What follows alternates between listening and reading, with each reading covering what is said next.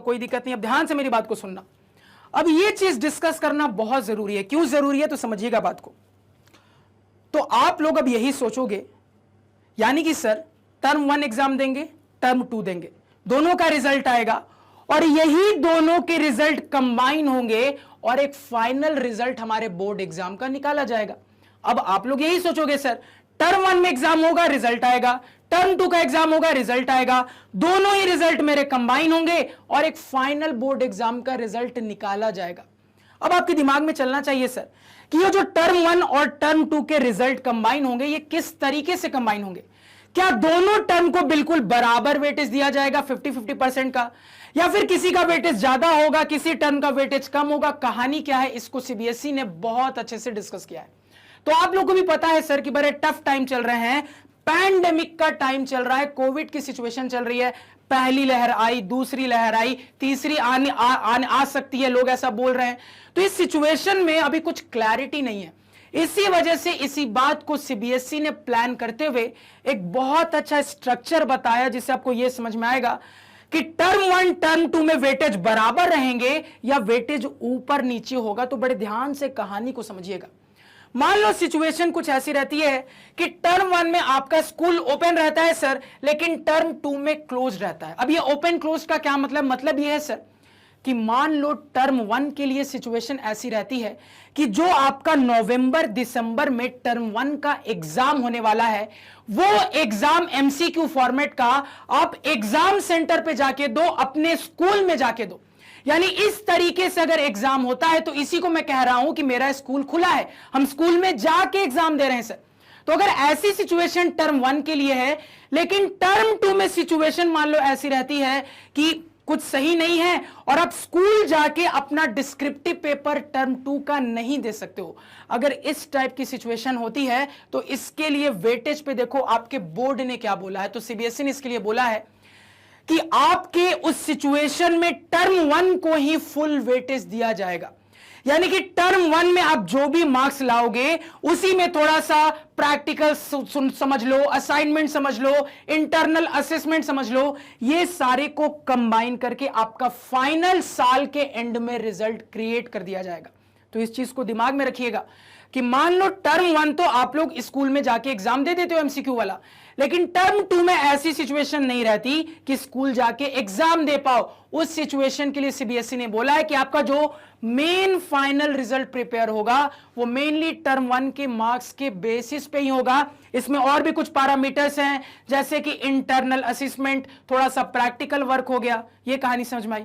अब मान लो सिचुएशन कुछ ऐसी रहती है सर, ध्यान से सुनिएगा, कि टर्म 1 के लिए आपके स्कूल क्लोज रहते हैं लेकिन टर्म 2 में ओपन रहते हैं।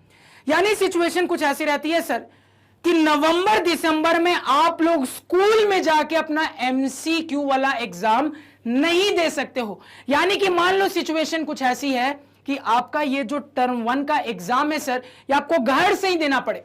अब घर से ऑनलाइन कैसे प्लान करेगा सीबीएसई, ये अभी सीबीएसई ने नहीं बताया है कि कोई पोर्टल रहेगा, कोई लॉगिन आईडी पासवर्ड रहेगा, उसको डालोगे, इंटरनेट स्पीड अच्छी रखोगे, एक पेपर खुलेगा, उसको 90 मिनट में सॉल्व करना है। तो अगर स्कूल में जाके आपका एमसीक्यू का एग्जाम नहीं हो पाता और आपको घर से एग्जाम टर्म 1 का देना पड़ता है सर, तो उस सिचुएशन में, और आपका टर्म 2 के लिए क्या बोला जा रहा है कि टर्म 2 में मान लो चीजें सही रहती है, आप प्रॉपरली अपना 2 घंटे का डिस्क्रिप्टिव पेपर स्कूल में जाके, किस समय में सर, तो ये आपका मार्च अप्रैल में होने वाला है, उस समय में सब सही रहता है, आप स्कूल में जाके एग्जाम दे पाते हो। यानी कहानी कुछ ऐसी है, यहां पे स्कूल में जाके एग्जाम नहीं दे पा रहे हो टर्म 1 में, लेकिन टर्म 2 में दे पा रहे हो। तो इस सिचुएशन में सीबीएसई ने बोला है सर कि जो फाइनल रिजल्ट बनेगा उस फाइनल रिजल्ट में टर्म 2 को ज्यादा फोकस दिया जाएगा। यानी कि आपके टर्म 2 में जो भी मार्क्स आएंगे उसको ज्यादा वेटेज देते हुए आपका रिजल्ट बनाया जाएगा।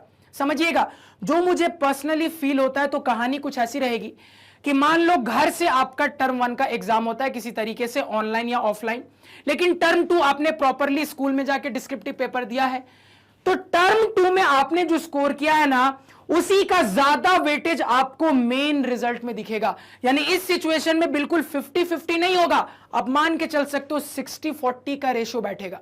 यानी कि सर 60% वेटेज आपको यहां मिलेगा, 40% वेटेज आपको थोड़ा सा यहां पे मिलेगा। अगेन एक तीसरी सिचुएशन सीबीएसई ने बताई है कि मान लो दोनों टाइम आपका स्कूल ओपन रहता है, यानी टर्म 1 का एग्जाम, टर्म 2 का एग्जाम, दोनों एग्जाम मान लो आप स्कूल में जाके प्रॉपरली दे पा रहे हो, उस सिचुएशन में सीबीएसई ने बोला है दोनों टर्म के मार्क्स को बिल्कुल बराबर वेटेज दिया जाएगा सर, यानी कि बिल्कुल 50-50% का वेटेज इस सिचुएशन में रहेगा।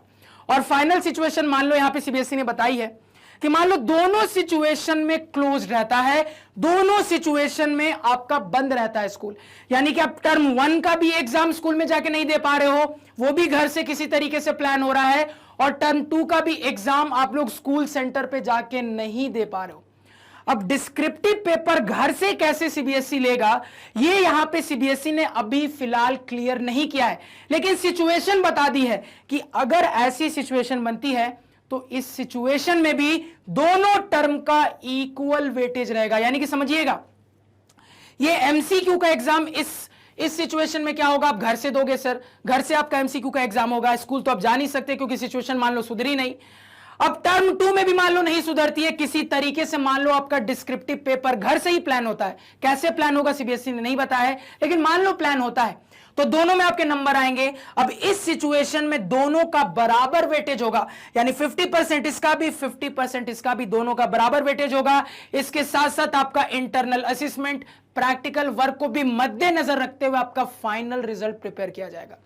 तो यहां पे हर सिचुएशन में कैसे आपका फाइनल रिजल्ट बनेगा ये सीबीएसई ने आपको बता दिया। अब आगे चलते हैं, आगे की कहानी